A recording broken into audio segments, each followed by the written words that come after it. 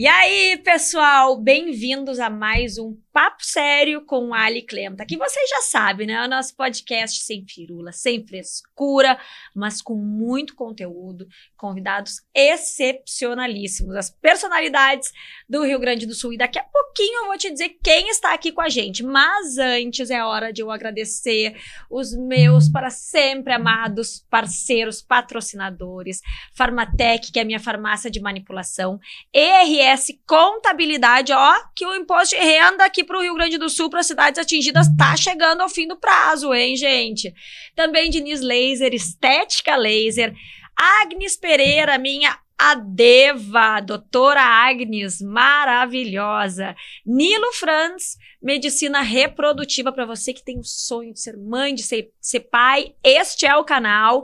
E, é claro que está sempre com a gente, na internet, na TV, claro que está sempre apoiando os projetos do Rio Grande do Sul.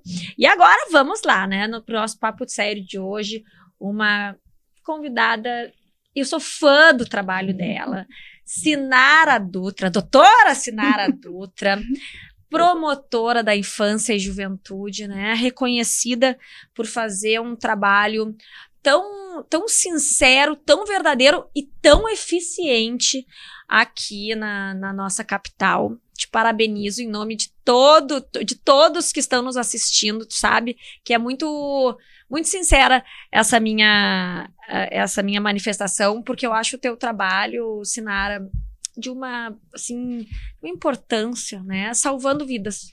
Cuidar das nossas crianças, né? Ali, primeiro eu quero agradecer, profundamente honrada com o convite, por estar aqui no Papo Sério, né? Eu fiquei realmente muito feliz com o convite e é uma oportunidade maravilhosa de poder conversar contigo, esclarecer quem nos assiste de questões importantes no tocante à criança e adolescente.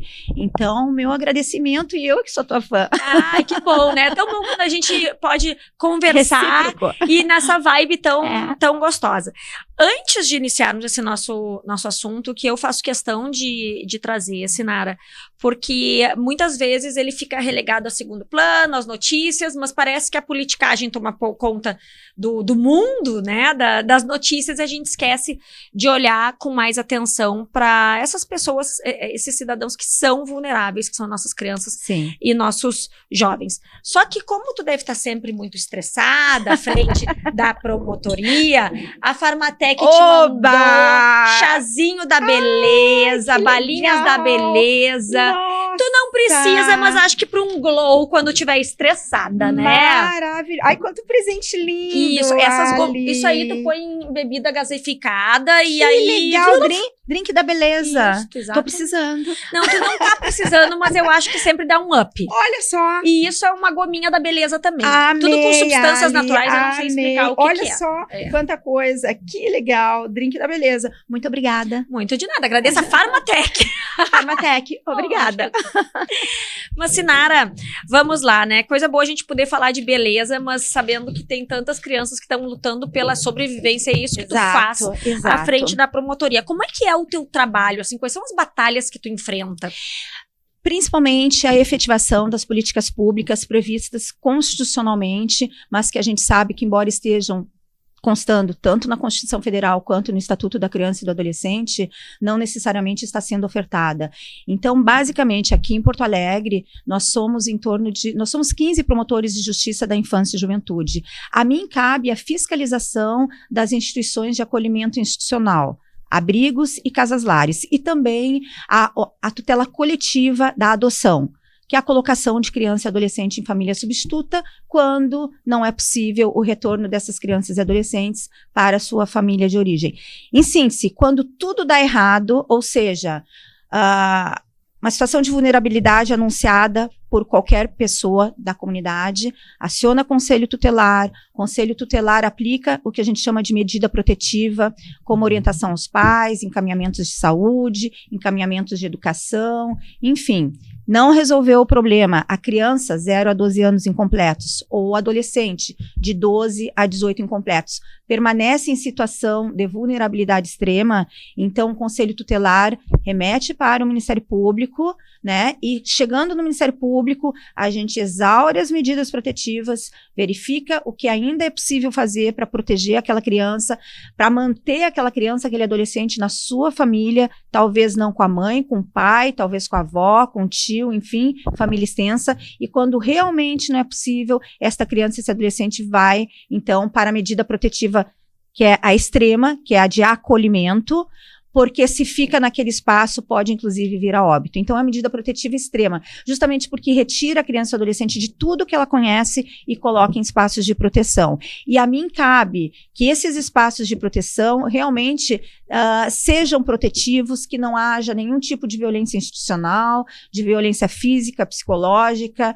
enfim, que realmente essa criança e esse adolescente tenha os melhores encaminhamentos. E aí, a gente ingressa na seara de habitabilidade, segurança, higiene das instituições, mas também se a criança e o adolescente estão tendo acesso à saúde, se estão tendo acesso à educação, como é que estão as relações dentro do abrigo, da casa-lar, e depois eu tenho que falar que nós temos também o acolhimento familiar, acolhimento institucional, abrigo e casa-lar, acolhimento familiar, família acolhedora, que é bem importante. Temporário. Temporário, é uma forma de acolhimento, modalidade institucional, onde tudo é coletivo, no abrigo eu tenho até 20 crianças e adolescentes, né? Na casa-lar eu tenho até 10 crianças e adolescentes. No abrigo nós temos agentes educadores manhã, tarde e noite. Na casa-lar eu tenho uma cuidadora, às vezes uma cuidadora e um cuidador residentes, mãe e pai social, né? E mais um auxiliar para fazer as folgas. Então, veja, na casa-lar, aquela mãe e pai social trabalha 24 horas com folgas semanais.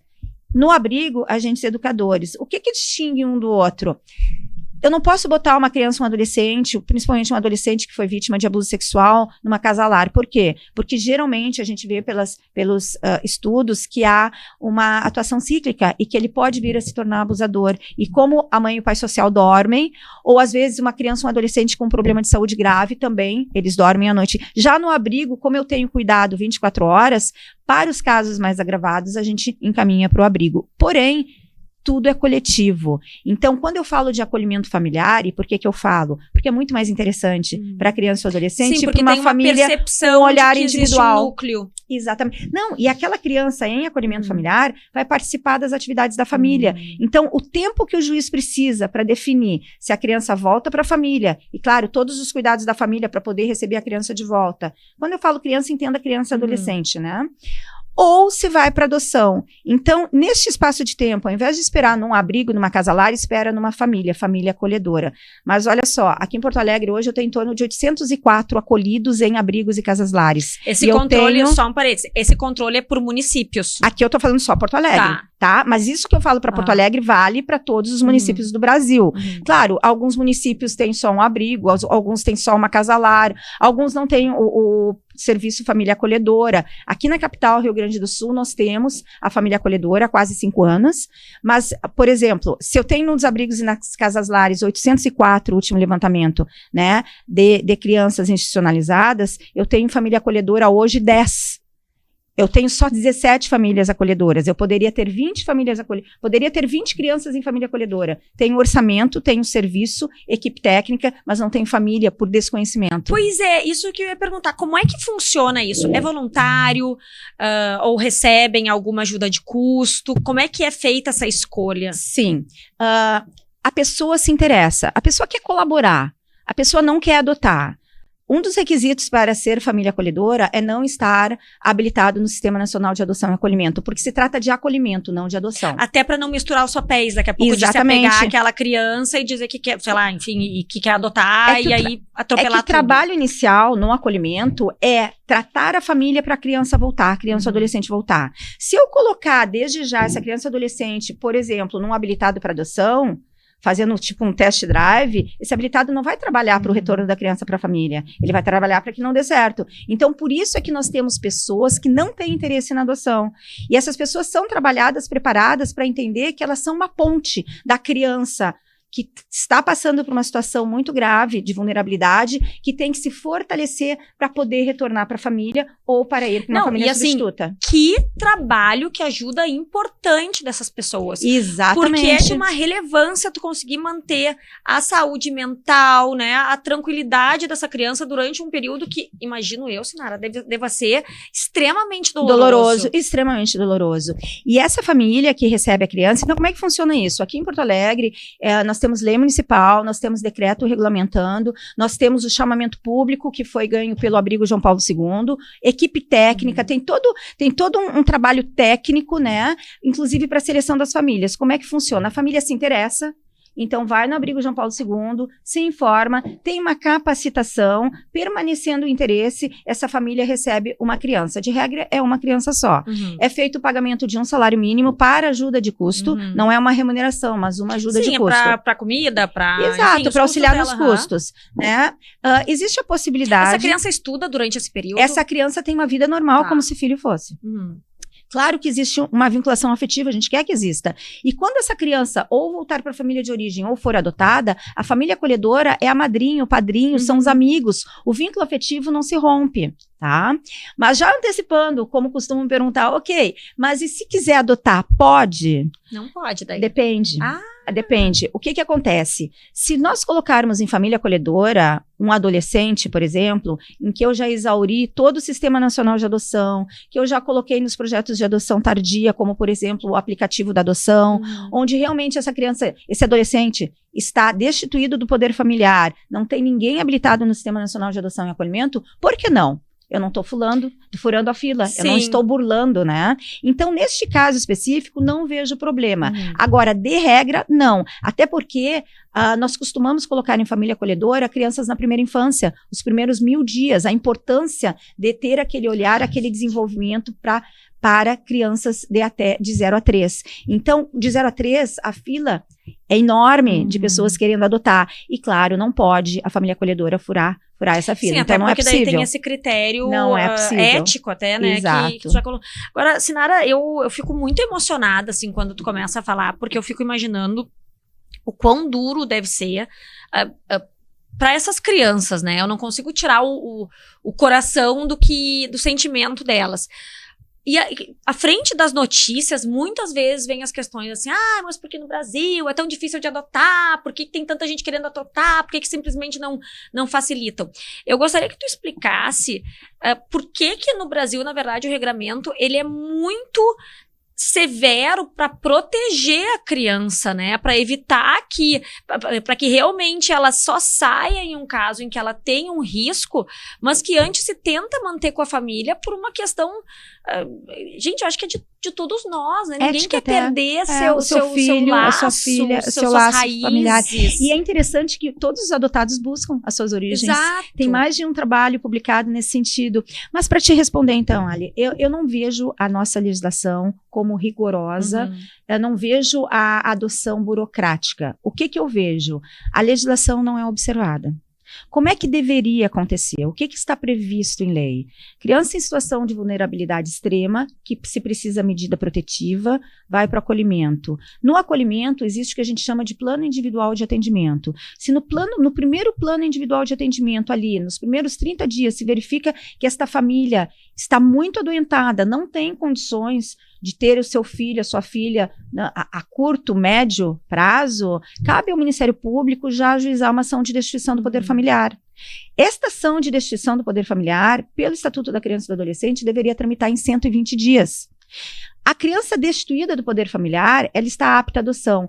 Se nós formos verificar os números do Sistema Nacional de Adoção, a gente vai ver que tem mais de 33 mil crianças e adolescentes institucionalizados no Brasil, segundo o Sistema Nacional de Adoção. De 0 a 18 anos. De 0 a 18 incompletos. No entanto, menos de 10% estão aptas à adoção.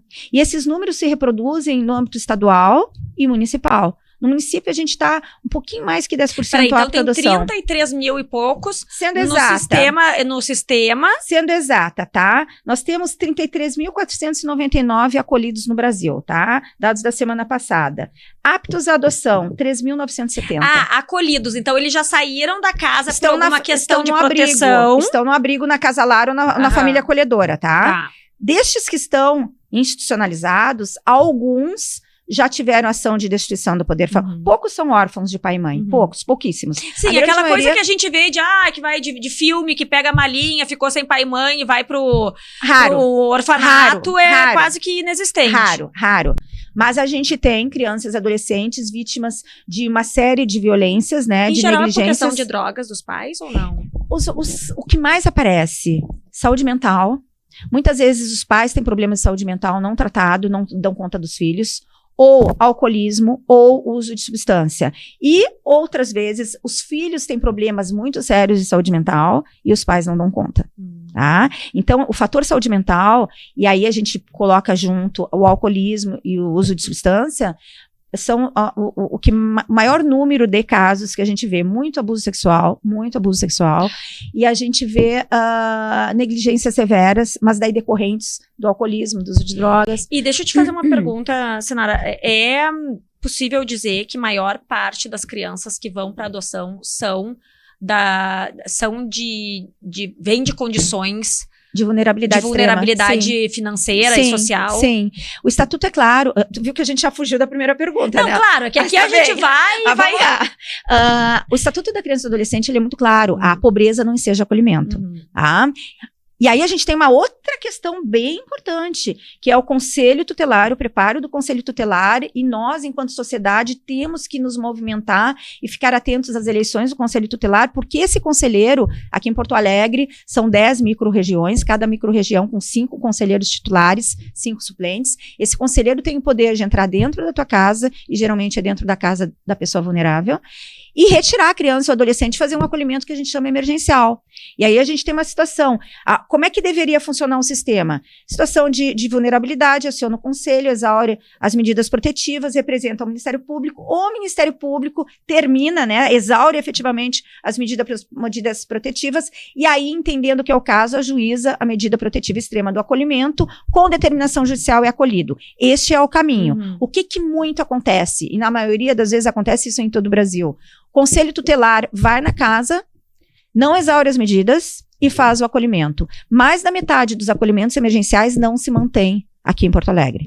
Então, primeiro causa o trauma, para depois entender que não é o caso. Então, isso é muito grave, e por isso que eu digo, nossa sociedade tem que participar das eleições do Conselho Tutelar e ver qual é a qualificação desse conselheiro, né? E nós temos que trabalhar para que esse conselheiro realmente trabalhe de forma adequada, porque ele vai na casa para retirar, mas antes disso, ele tem a obrigação de averiguar os casos de vulnerabilidade e fazer os encaminhamentos. Tem que ser uma pessoa que conheça o estatuto, que conheça os direitos das crianças e dos adolescentes, que conheça a rede de atendimento, né? Uma pessoa que realmente tenha condições de fazer uma recuperação daquela família. O papel do conselheiro é fundamental. Mas eu agora vou te fazer uma outra pergunta, porque será que isso também não acontece muito por força de pressão, até mesmo da opinião pública, porque, por exemplo, nunca vou esquecer o caso Bernardo, né, que acabou sendo emblemático por conta do fato de que o menino foi lá, né, e pediu não ajuda, aconteceu nada. Então, eu acho que ali foi uma das grandes manchas na instituição do Conselho Tutelar, foi o caso Bernardo. E mais recentemente nós tivemos o caso agora de Guaíba, da menina que apareceu acho que foi num... Caroline. Num container de lixo. E que eu também ouvi esse questionamento. Onde estava o Conselho Tutelar? Será que muitas vezes não acabam dando passo maior que as pernas exatamente para evitar uma situação dessas? Exatamente. Então tem é muito delicado, é muito sensível para o conselheiro tutelar entender se ele deve... Mas qual a obrigação dele? Representa o Ministério Público. Cabe ao Ministério Público o ajuizamento da ação. Claro que em casos extremos, se a criança está de madrugada sozinha, você não consegue identificar onde estão os pais, a criança está apanhando, a criança está numa situação de violência sexual, tem que acolher emergencialmente, depois se verifica, né? Familiar extenso. Agora, numa rotina normal, bom, a escola apontou que existe uma situação de vulnerabilidade, cabe ao conselho verificar as condições e talvez identificar a avó, a tia que possa ficar com a criança enquanto se faz uma investigação maior. Alternativas para não colocar em instituição. Mas vamos voltar lá para aquela tua primeira pergunta da adoção. Qual era a primeira. Tu me falou da adoção, por que era demorada, e eu te trouxe o seguinte, O caminho é uma ação de destituição. Entrou no acolhimento, 30 dias o plano individual de atendimento, identificou que a família não tem condições, cabe ao Ministério Público ajuizar e cabe ao Poder Judiciário dar a tramitação dentro de 120 dias. Né? Então, aí a gente está falando de no máximo 6 meses de acolhimento. O Estatuto preconiza no máximo um ano e meio de acolhimento. E o que a gente vê é que nenhuma ação de destituição, primeiro, elas demoram a ser ajuizadas e quando ajuizadas demoram a tramitar. E por quê? O que significa que a criança muitas vezes entra com o perfil almejado. Qual é o perfil almejado? 0 a 6 anos de idade. Passou de 6 anos de idade, cai muito o número de habilitados. Então, 0 a 6, não importa a raça, e saudável. Então, a criança muitas vezes ingressa com pouca idade, mas demora tanto tentando resgatar a família, acreditando que a família vai dar conta. Ou depois, durante a tramitação, demora tanto o processo que a criança sai do perfil almejado. E eu já vi situações de crianças saírem da maternidade e saírem do abrigo aos 18. Isso, claro, foi no passado. Sim. Hoje em dia, não. Quando eu cheguei lá em 2014, faz 10 anos que trabalho, nós fizemos levantamento em 2014, naquela época a gente fazia inspeção a cada 3 meses nos abrigos, eram 114. Hoje nós temos 68. Os que eram ruins foram todos fechados. Aí eu ia te perguntar, por que essa redução drástica? Foi por fiscalização mesmo. Fiscalização. Quando a gente chegou em 2014, era tudo misturado. Adulto com criança, adulto especial com criança, adulto batendo em criança com abuso sexual lá dentro. E daí a gente começou, primeiro, a identificar quem são as crianças que estão nos abrigos, se tem ação judicial, ação de acolhimento, ação de destituição, se já está destituído e não consta no cadastro. Nós passamos um pente fino, identificamos pelo menos 200 crianças e adolescentes já destituídas que não estavam no Cadastro Nacional de Adoção e Acolhimento. Não iam ser adotadas nunca. Mas isso foi arrumado, né? E nós eu ajuizei, a minha equipe, mais de 500 ações de acolhimento, nós regularizamos e de lá para cá, aumentou o número de promotores, aumentou o número de juízes, enfim, para te dizer que o trabalho todo foi no sentido de realmente dar adequada tramitação para as ações. A gente melhorou muito de lá para cá. Hoje sabemos quantos abrigos são, só tem criança e adolescente, nós temos identificadas quem são elas, mas ainda temos essa grande dificuldade que é a correta tramitação dos processos, né, no prazo legal, e temos a dificuldade realmente de ajuizar o quanto antes essa ação. Não, e é que assim, a gente está aqui falando, né, dar adequada tramitação, mas na verdade isso é dar a esperança. Isso é vida, né? De ter um lar. É vida. Então, é isso que eu vou dizer uma coisa, eu me emociono quando tu fala do teu trabalho, porque eu fico pensando que deve ser também doloroso, mas uma grande realização pra ti. Quando a gente consegue, quando a gente coloca. Exatamente. Hoje nós temos mais de 100 bebês em acolhimento, 0 a 3. Sendo que quase 70 são saídos da maternidade, do berçário. E que a maternidade encaminha. Tanto para que eles sejam adotados? Pois é, quando a criança está apta à adoção, ou seja, já teve ação de destituição, é rápido, em 60, no máximo 90 dias a adoção já terminou. Mas qual é o tamanho dessa lista? O problema é a criança estar apta. Eu te falei, nós temos mais de 33 mil institucionalizados e apenas 10% apto à adoção. E eu não acredito que 90% vai voltar para casa. Eu não acredito. Eu acredito sim que ou não foi ajuizada a ação, ou essa ação não tramitou até o final. E no Rio Grande do Sul, ou mais especificamente agora Porto Alegre, a gente já tem um cenário diferente. Um cenário melhor. Tá? Até os dados, né? Eu posso te falar os dados hoje, né? Hoje que eu digo recentes. Nós temos em acolhimento 804, aptos à adoção nós estávamos com 105, tá? Ou seja, é um pouquinho menos... 15%. Um pouquinho mais do que 10%, que foge dos números do Brasil e do Rio Grande do Sul. No Rio Grande do Sul, 3.641 acolhidos e 440 aptos. Pouco mais de 10%. E no Brasil, 33.499 acolhidos, 3.970. Mas Sinara, aí falando nesses percentuais e considerando assim que aqui em Porto Alegre nós temos uma eficiência maior com relação a esse trâmite. E mesmo assim... Por quê? Muito grande o número de crianças que estão lá nesse limbo. 804. O que aconteceu? Quando nós estávamos conseguindo dar uma celeridade, o tempo lá em 2014, 2015, 10 anos para adotar uma criança de 0 a 6. Hoje, daí quando nós estávamos chegando em 4 anos de espera, veio a pandemia. Quando veio a pandemia, os processos eram físicos. E a nossa briga foi para tornar eles... Eu não acredito que esses processos eram todos físicos na pandemia. Antes da pandemia... Outras áreas do direito já eram virtuais, né? Mas os da infância não. Nós fizemos um trabalho e então se tornaram, mas foi difícil. A gente conseguiu tornar esses processos virtuais porque estavam parados. E a nossa fala perante o judiciário foi no sentido de que essas crianças não podem esperar passar gente, o tempo. Se tem um processo que mais cristaliza a passagem do tempo, prioridade absoluta, nós precisamos dar a prioridade absoluta. Então, tornamos os processos da infância virtuais. Só que depois, daí veio a retomada, né? Nesse meio tempo, bom, readequando, e agora, por fim, as enchentes, o fórum ainda não foi reaberto, em setembro deve ser reaberto, enquanto isso os juízes estão fazendo ou virtuais, ou buscando salas alternativas, lá no juizado, sei que estão usando o fórum da tristeza, né?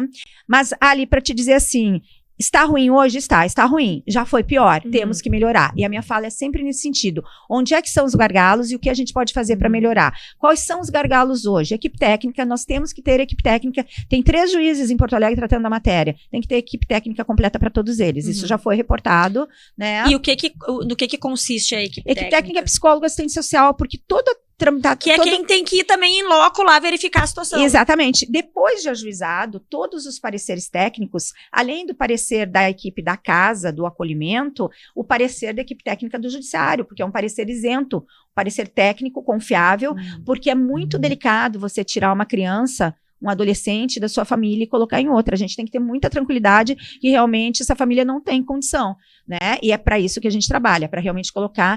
Agora, não dá para ser anos e anos tentando, e a criança crescendo em abrigo para você depois colocar em adoção. Então, é importante que se diga que a criança apta à adoção é muito célere. A adoção não é demorada. O problema é não estar apta, né? Então, aí está muito no trabalho de qualificação dos profissionais que atuam na área, da percepção do promotor, quando ele tem que entrar com ação de destituição, ou quando ele deve aguentar mais um tempo, investir nessa família, né? E, claro, a tramitação da ação. E esse é, para mim, hoje, o ponto nevrálgico é esse, a adequada tramitação, a regular tramitação da ação. Eu não vi ação de destituição do poder familiar tramitar em 120 dias, nunca, tá? Se tramitasse em 6 meses, eu já estava feliz. Mas é de 1 ano para mais. Nossa, mas existe a possibilidade da liminar. Existe a possibilidade da liminar. Só que a liminar são naqueles casos muito, muito, muito específicos, quando a gente tem 99,9% de certeza de que aquela família não tem realmente condição e que a ação vai ser de destituição e que o tribunal vai manter. Porque, na verdade, assim, é uma situação realmente complicada, porque se tem uma liminar e depois ela é revogada e essa criança já foi para adoção. Exatamente. Como é que tu vai tirar dessa da família? Exatamente. Porque, por outro lado, também, uma vez apto à adoção, não volta mais para a família de jeito nenhum. Para a família biológica. A família biológica acabou, né? Fechou aquela porta. É muito drástica, na verdade, a decisão. É fundamental que a gente tenha certeza, porque na grande maioria das vezes a mãe quer, o pai quer, mas não tem condições. Tá, pois isso que eu ia te perguntar, tu já encarou casos onde, assim, ficou na dúvida? Assim, eu tenho uma situação que eu jamais esqueço, uma menininha, adolescente, que a mãe dela faleceu de uma doença que vai aos poucos perdendo a condição muscular, tá? Mas a menina foi abusada. E do abuso veio a gestação. A menina em torno de 12 anos. E da gestação ela passou a desenvolver a doença. Era uma menina que frequentava escola, enfim, uma menina que tinha uma vida normal de adolescente. Depois da gestação ela passou a desenvolver a doença. E quando eu cheguei, que eu conheci o caso dela, era ela com o bebê no colo. Mas ela interagia com o bebê. Ela tinha... Então, como o prognóstico era de que ela não sobreviveria muito tempo, eu não ajuizei a ação de destituição pensando... Até no vínculo do bebê. Do bebê, né? Com a mãe. Acontece que essa mãe foi sobrevivendo. E o bebê foi crescendo. E esse bebê já estava com 5 anos. E a mãe já não tinha mais condições de pegar no colo. E a mãe já não tinha mais... Ela entendia, mas não conseguia mais falar. E aí, ela, com o cognitivo, conseguiu se expressar no seguinte sentido, de abrir mão do poder familiar do filho, da filha, era uma menina, para que essa menina pudesse viver numa família. Isso aos 5 anos de idade.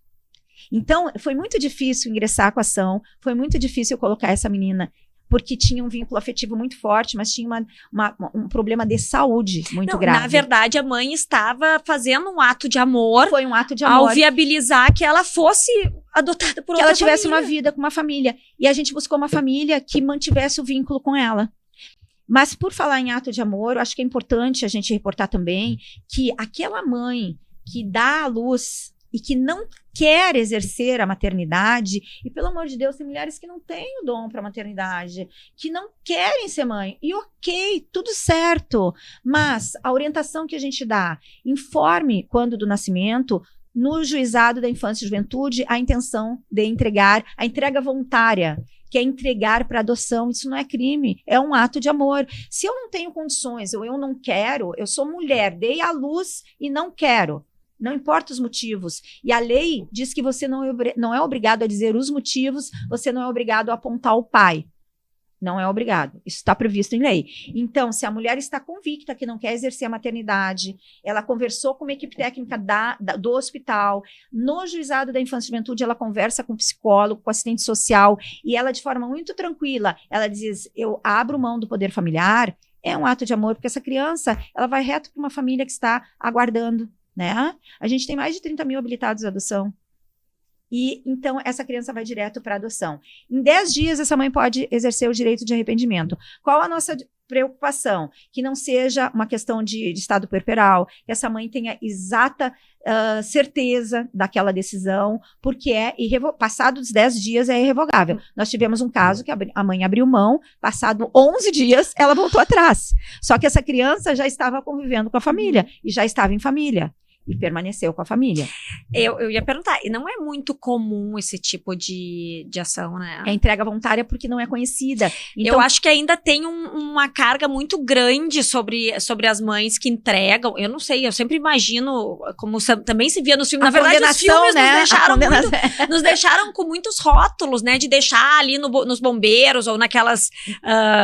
como é que tinha que nas deixar? Nas casas de misericórdia. Exatamente. Você deixava nas santas casas. Como se fosse uma pessoa egoísta, mas na verdade é um ato de amor. É um ato de amor, e eu até faço aqui eu mudei muito a minha concepção sobre, por exemplo, o caso de gravidez decorrente de estupro, né? Eu era a favor da previsão legal que nós temos, mas hoje eu, em função daquela questão da viabilidade e tal, já acho que não, que deveria ser obrigatório. Então, agora, a partir de um momento, tu entrega, né? Entrega para adoção. E eu fico pensando se a gente conseguir incutir isso, né? A compreensão, eu sei que é uma vítima de um crime, sim, mas viabilizar essa criança, uma vida, né? Viabilizar a vida delicado. E mostrando que tem tantas pessoas também que querem ter um filho e não podem. Exato. Por uma criança violentada, por uma adolescente abusada sexualmente, ela tem direito, querendo, ao aborto legal. Tá? Agora, a gente tem que ver a idade gestacional, até porque um aborto com uma gestação muito adiantada pode colocar em risco a saúde da menina, né? Então, isso tem que ser muito avaliado, tem que ter um parecer psicológico junto, essa menina tem que estar muito tranquila, saber que tem direito mas que é possível fazer de forma diferente, que é possível a adoção sim, né? Lá no juizado da infância e juventude, por isso que eu falo da necessidade de equipe técnica. Tudo isso é falado, é conversado. Felizmente, na minha carreira, eu tenho 28 anos de MP. E desde sempre trabalhei com criança e adolescente, também trabalhei no crime, na família, no civil, na improbidade, enfim, trabalhei meio ambiente, trabalhei em todas as áreas, até pelo tempo, né, de atividade. E felizmente, eu nunca tive um caso assim. A gente ouve na mídia, né, existem alguns casos, mas felizmente não passou por mim essa situação, porque realmente é muito delicado, é uma vida. É difícil. É uma vida, é uma vida. Ai, que loucura. Sinara, assim, como é que tu vê a questão das crianças? Elas conseguem... Eu acho que isso também é algo que é um tabu para muita gente, que quando pensa em adotar tem medo. né? As crianças que passam pelo acolhimento, pelos abrigos, elas conseguem depois ser inseridas em uma nova vida tranquilamente? São tantos os casos de adoção bem-sucedida. Eu tenho casos de devolução também. E nem me fala. Isso pra mim é uma coisa assim, ó... Terrível. Vou te dizer, o que acontece? Lá atrás, quando a gente fez o levantamento, identificamos que só crianças de 0 a 3 anos eram adotadas. O resto ficava. Acontece que eu tenho mais de 95% dos aptos à adoção tem mais do que 6 anos de idade, né? Naquela época, 0 a 3. Nós começamos a fazer um trabalho fomentando a adoção das crianças reais que estão nos abrigos e nas casas-lares, que tem mais do que essa idade. E começaram a vir as adoções de crianças com mais idade e de adolescentes. Fizemos o aplicativo Adoção RS, começou uma parceria com a PUC, depois foi para o Tribunal de Justiça, mais de 200 crianças em família, graças a esse app. Esse app, para quem nos assiste, todo habilitado à adoção no Brasil e no exterior, pode baixar Adoção RS, que tem pequenos filmes de até 1 minuto de crianças aptas à adoção que ninguém se interessou pelo Sistema Nacional de Adoção e Acolhimento. Então tá. Então tu já tem que passar por uma etapa anterior. Você se habilitou. Tá. Você tá pensando em formar família. Uhum. Biologicamente não teve sucesso. Ou tem, mas quer formar família por adoção. Você tem que entrar no Sistema Nacional de Adoção e Acolhimento, ou melhor, vamos lá no Google, digitamos Conselho Nacional de Justiça, ou CNJ, acesso. Tem uma aba que chama Sistemas. Acessa, SNA, Sistema Nacional de Adoção e Acolhimento. Acessa, daí tem uma aba Pretendentes. Lança seus dados, se tiver companheiro ou companheira, você pode ser solteiro, pode estar em união estável, pode ser casado, 2 homens, 2 mulheres, 1 homem e uma mulher. O que importa é querer formar família, não precisa de advogado, não é pago.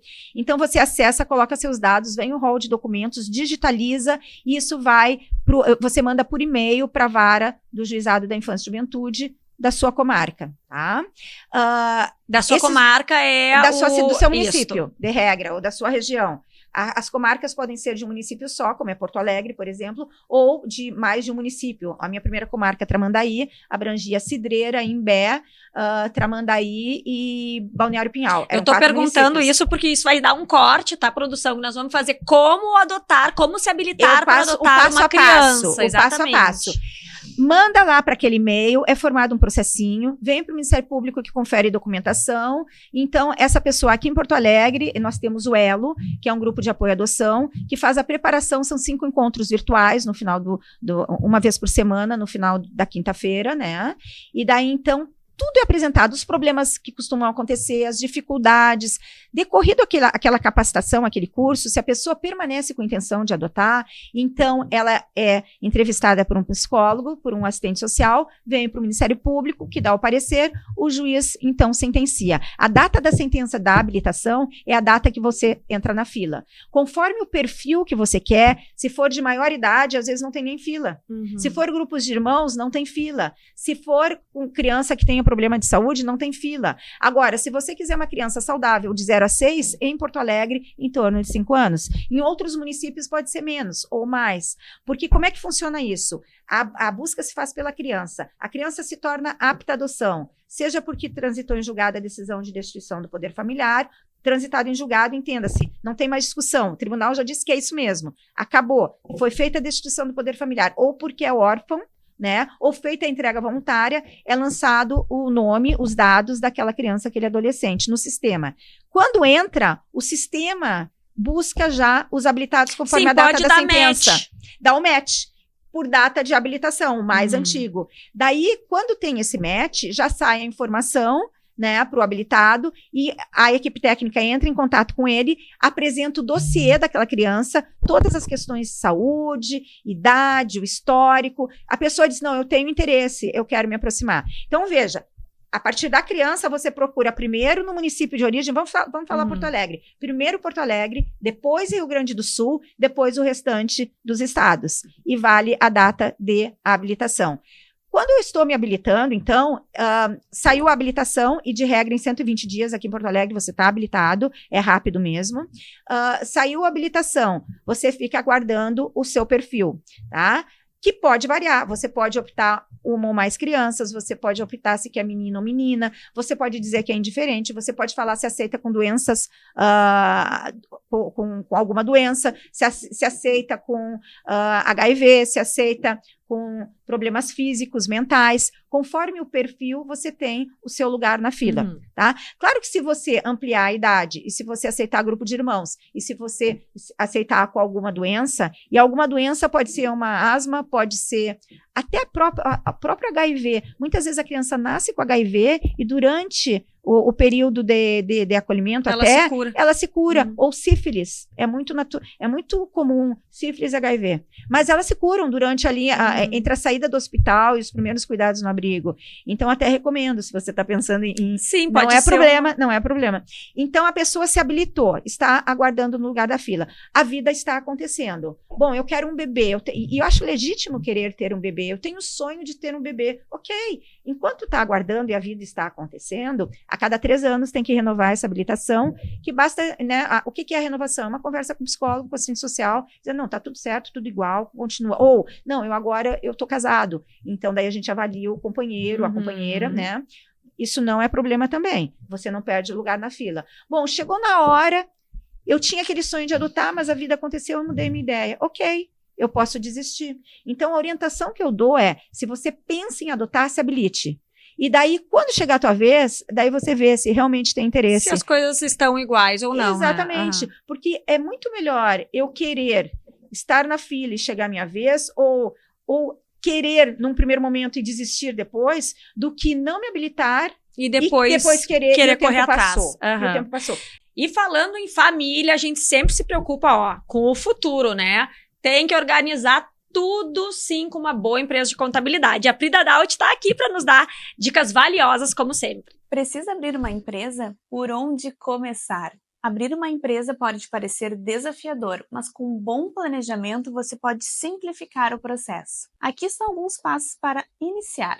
Defina a ideia de negócio. Identifique o que você quer oferecer e para quem. Faça uma pesquisa de mercado para entender a demanda e a concorrência, porque é bem importante. Elabore um plano de negócios, porque um bom plano de negócios bem estruturado ele é essencial. E nele você deve incluir a descrição do negócio, análise de mercado, um plano de marketing, uma estrutura organizacional e projeções financeiras. E escolha o tipo jurídico. Decida se vai ser um MEI, uma empresa individual, uma sociedade limitada, porque cada tipo tem suas próprias características e os requisitos legais. E registre a empresa na junta comercial do seu estado e obtenha o seu CNPJ. Constitua o seu contrato social e você precisará de um endereço, um RG, CPF e após um certificado digital. Inscrições e licenças são importantes, porque dependendo do tipo do teu negócio, você pode precisar de inscrições estaduais, municipais e além de licenças específicas para operar. Separe suas finanças pessoais das empresariais, abrindo uma conta específica para a sua empresa. Configure a estrutura, como adquirir equipamentos, softwares necessários para operar o seu negócio.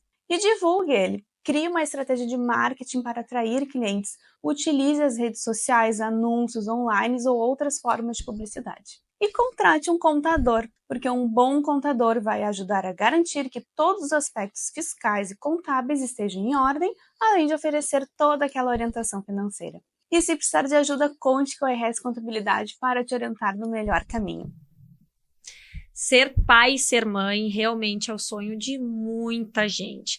Pode ser o seu também, né? E eu vou dar uma dica de um grande parceiro nosso aqui do Papo Sério, que é a Nilo Frantz, Medicina Reprodutiva, com os melhores profissionais, tecnologia.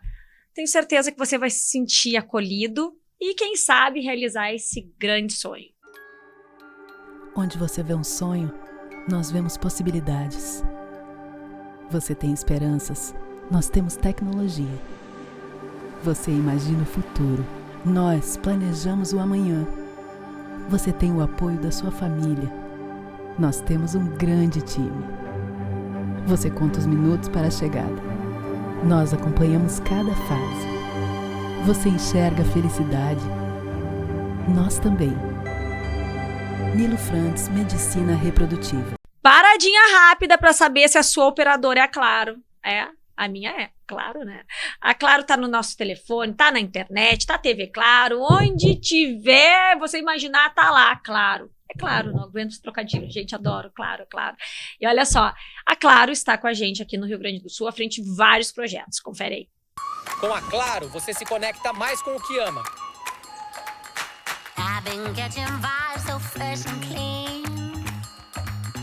Yeah, I'm feeling good, feeling free. Running from my head down to my feet. It's a beautiful day. It's a beautiful day.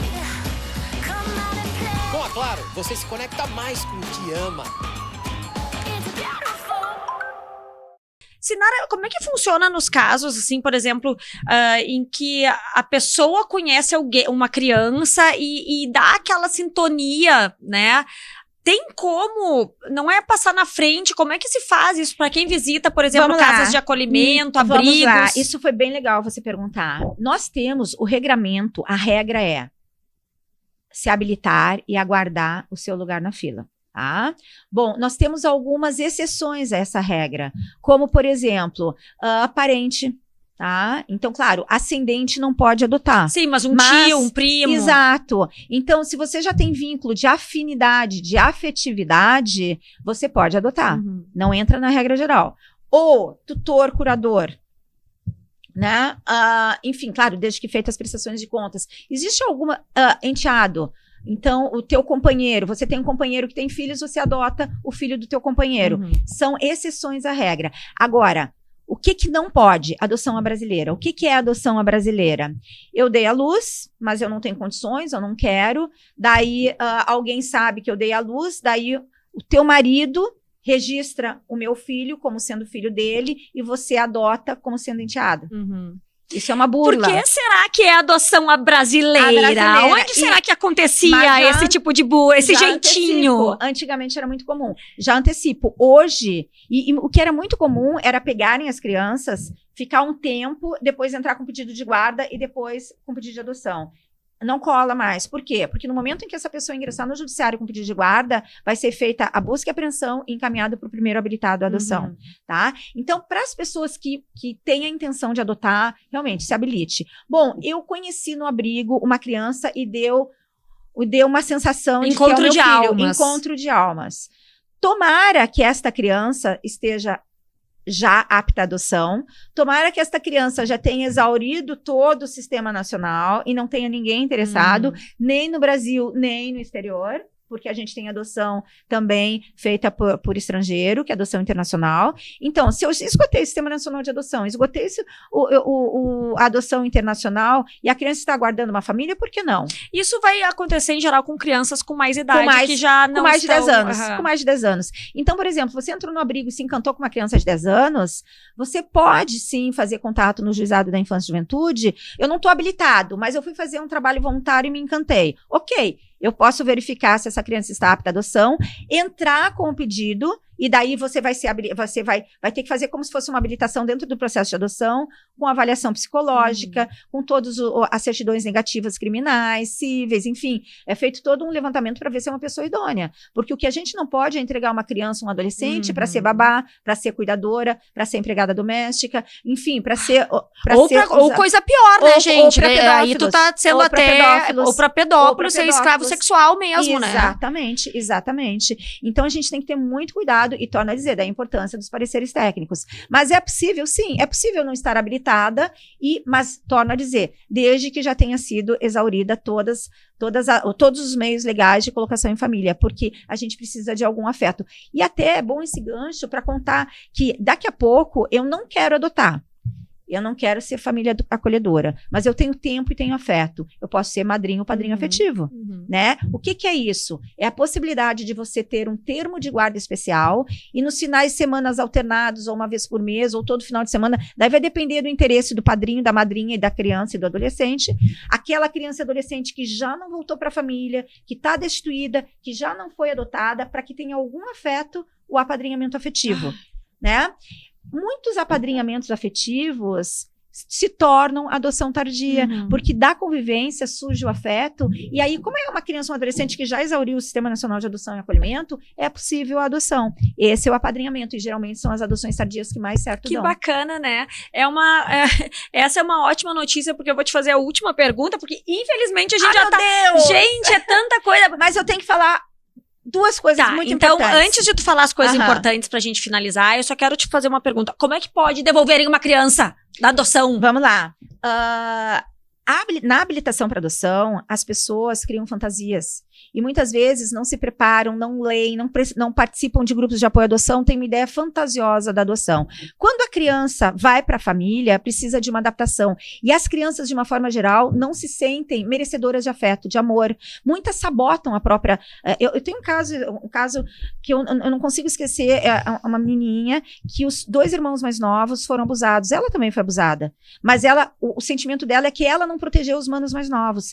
Elas tinham a mesma mãe, mas pais diferentes. Então, ela era mulata e os 2 irmãos brancos. Tá? Os irmãos foram adotados e ela ficou.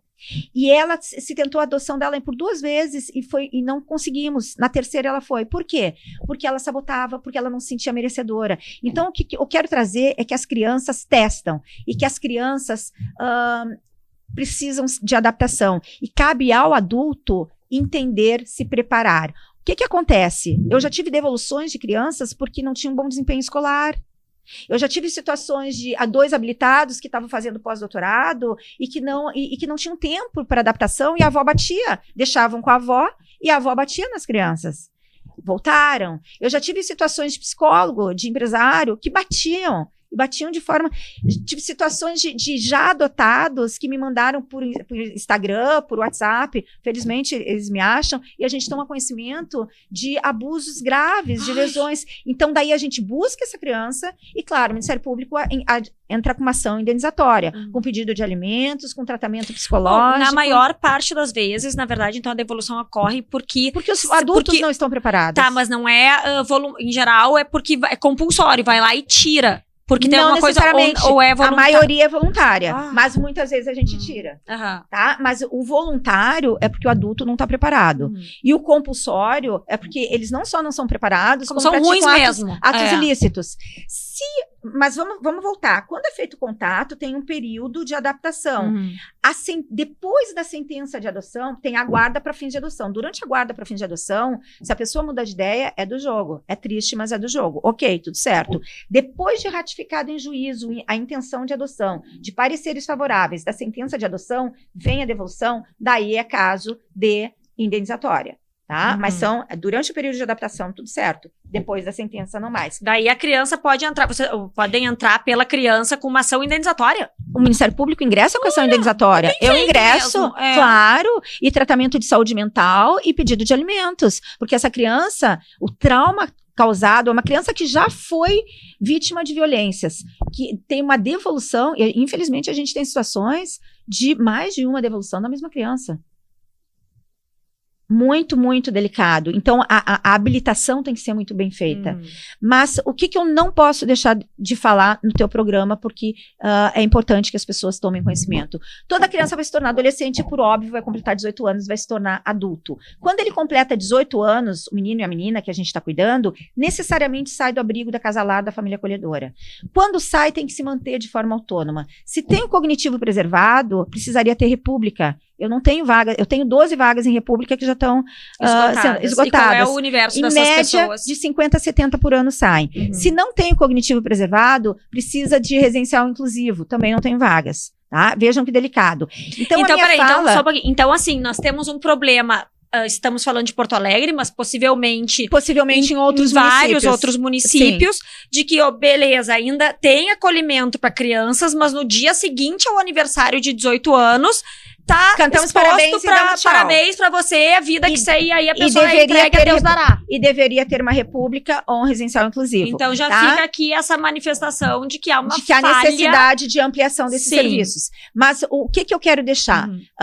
Na nossa lógica de atuação, de 0 a 14, um turno na escola, um turno no serviço de convivência. Completou 14, carteira de trabalho e previdência social, um turno na escola, um turno na aprendizagem profissional. A aprendizagem profissional importa meio piso regional, carteira assinada chamada e aprender um ofício, porque aos 18 eles vão precisar daquele valor e eles vão precisar se manter de forma autônoma. Há 2 semanas nós lançamos uma plataforma que chama Currículo Social, Meu Sonho, Meu Primeiro Emprego, onde nesta plataforma eu tenho o currículo desses jovens que aguardam oportunidade, Sistema S, entidade formadora e preciso de empresários. Empresários, acessem Currículo Social, Meu Sonho, Meu Primeiro Emprego, que foi oportunizado pelo Eduardo Quiles, que nos trouxe de forma voluntária essa plataforma, e a gente tem que, na hora de cumprir suas cotas de aprendizagem, lembrem do nosso jovem, porque ele vai ter que se manter de forma autônoma. Se o empresário do bem não abrir as portas, as facções vão fazer. Então, fica aqui a nossa chamada, fico à disposição, se quiser mais informações, né? Então,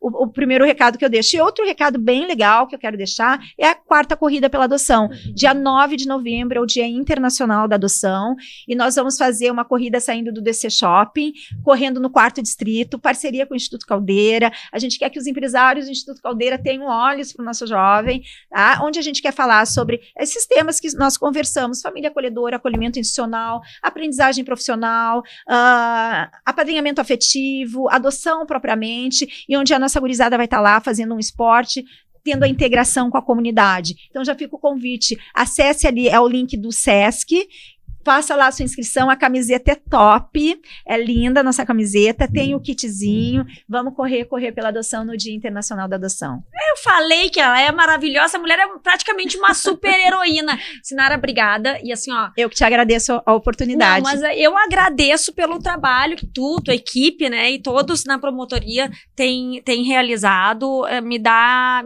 esperança de que a gente consiga ajudar ainda muita gente. Ali, a gente precisa que a comunidade se engaje, não só na inserção profissional, mas no olhar para a criança e adolescente. A Constituição Federal, ela é clara, assim como o Estatuto da Criança e do Adolescente, e agora, desde 2022, a Lei Henri Borel. É obrigação. Toda pessoa que presencia ou que toma conhecimento de uma violência contra a criança e adolescente tem a obrigação de informar, sob pena de responder criminalmente.